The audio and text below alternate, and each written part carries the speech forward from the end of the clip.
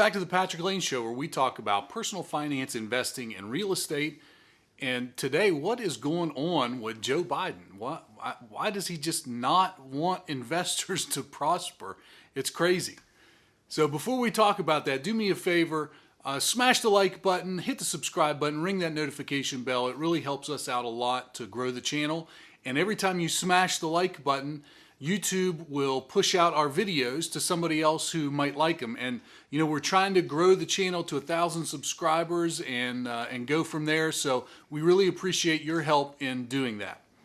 Now, you know, over the last week or so, Biden has announced several initiatives that he thinks are going to help Americans prosper. The problem is that it's pretty clear that Joe Biden doesn't understand investing or retail investors or small-time investors like us, because everything basically that he has proposed is really going to hurt those of us who are out there in the investing world. And so today we're going to talk about the 1031 exchange, and he's wanting to get rid of it and maybe cap it and have a maximum of $500,000 for your ability to exchange. And we're going to talk about how that's going to impact small investors like you and me. So if you don't know already, the 1031 exchange is a provision of the tax code that literally has been around for 100 years. It was first in the code in 1921, and at that time it applied to almost any asset that you could own. So if you purchased an asset and you sold an asset for more and you had gain on that asset, you could take the gains and roll that into purchasing another asset for equal or more value, and you wouldn't be taxed on the gains whatsoever. So over the years it has been limited a little bit, but where we use it the most and where most people out there take advantage of 1031 exchange is in the realm of real estate investing. So think about it. If you want to get into real estate investing, most people don't have a bunch of money sitting on the sides that they can just go out and buy a large piece of investment property right out of the gate. You know, most of us start with $10, $20, $50,000 that we've been able to cobble together through savings, or maybe taking out a HELOC loan on our house, or something like that to purchase a piece of investment property.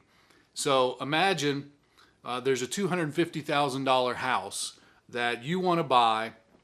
You're going to fix it up, and then once you fix it up, you're going to rent it out.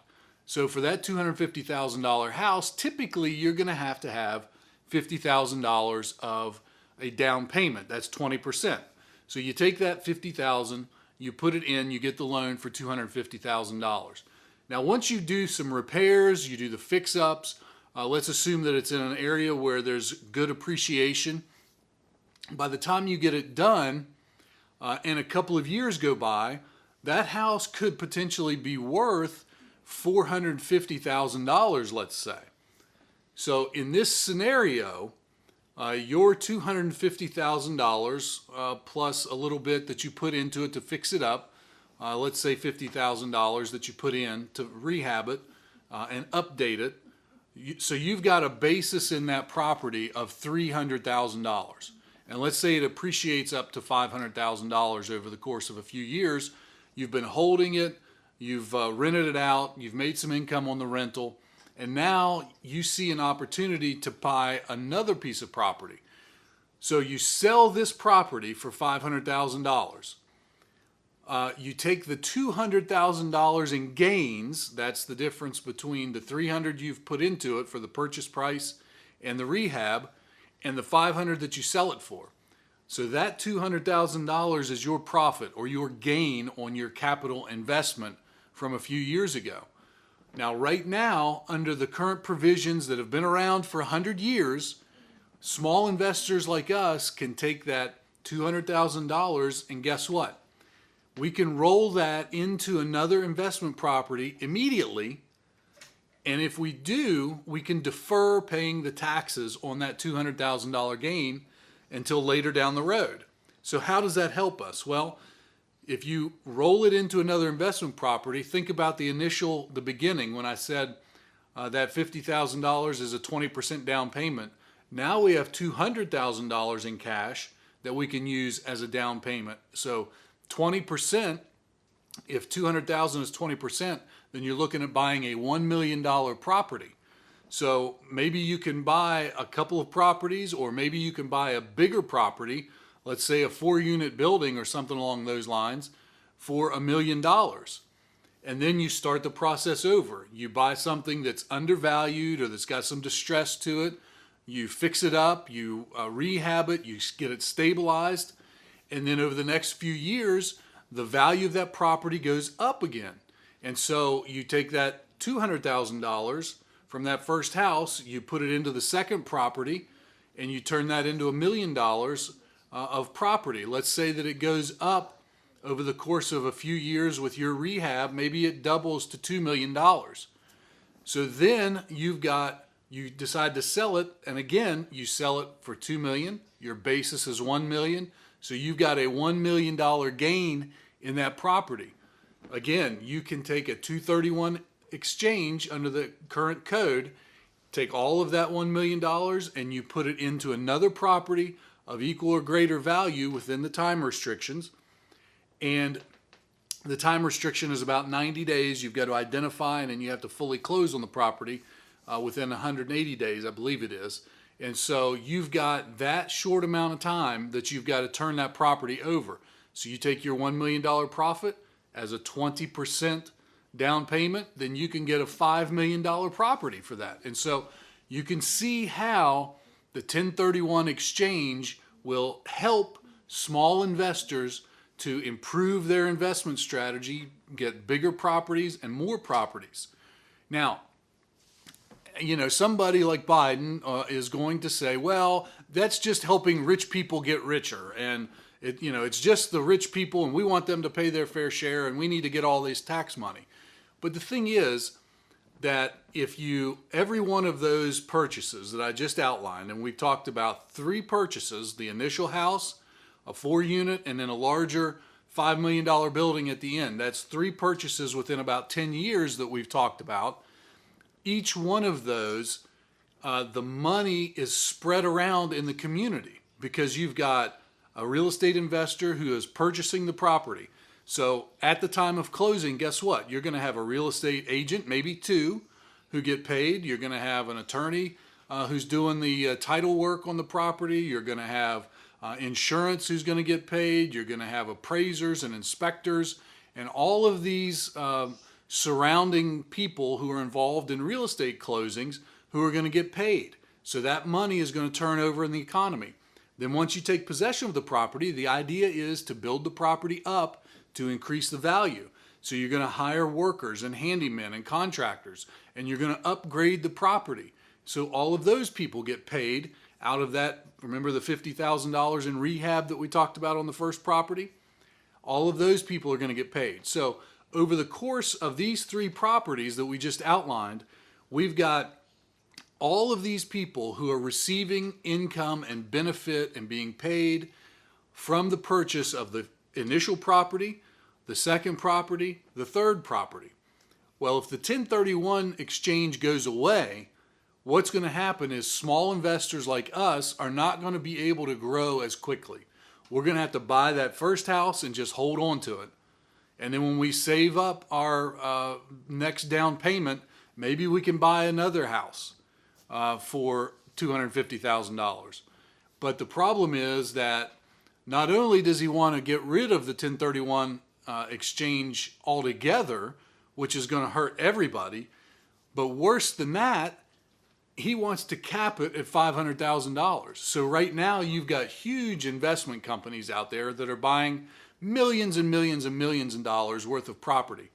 They do the same exact thing. They buy a piece of property, they fix it up, they increase the rents, and then they sell it after a few years. And maybe you've seen Ben Mallah, who has a YouTube channel, and that's exactly what he does. He's worth $250 million now. He's got all this real estate. He started from nothing, but that's exactly what he does, is he buys an apartment building or he buys a retail property or an office building, and he buys them when they're distressed and undervalued. He fixes them up, increases the rents as best he can, holds on to them for a few years, and then sells them. And then he immediately takes that money and turns it over into another another investment. So here's the problem, is you have those types of people, the Ben Mallas and the big investment companies like BlackRock, Blackstone, all of these investment companies out there that are going out and buying houses everywhere. Well, they're buying condo buildings, they're buying large investments, they're buying all these big deal real estate deals, $10, $20, $30 million deals. But if they've got to pay taxes every time they sell one of those, number one, they're not going to sell them. And number two, they're going to start looking at smaller deals. And so it's going to force the big institutional investors who have cash in their pockets to spend and who have to invest that money. Because number one, they've got the 1031 money from the deal they just did before this passes that they've got to spend in that certain timeline. And number two, they have investors who really want that money that they've provided to them invested and making a return. So they've got to find something to invest in. So instead of going out and buying the big deals, because big deals end up with big gains and they're going to have to pay big taxes on those big gains if 1031 is eliminated, it's going to force them into deals where they're only going to make $500,000 or less on the deal. So what are they going to be looking at? They're going to be looking at single family homes, duplexes, triplexes, fourplexes. Well, guess what? That's where most of us who are just starting out with investing, retail investors, small-time investors trying to build a business, that's where we're looking. So we're going to end up competing with huge billion-dollar investment companies, and it just doesn't make sense. It's going to push us out of the market.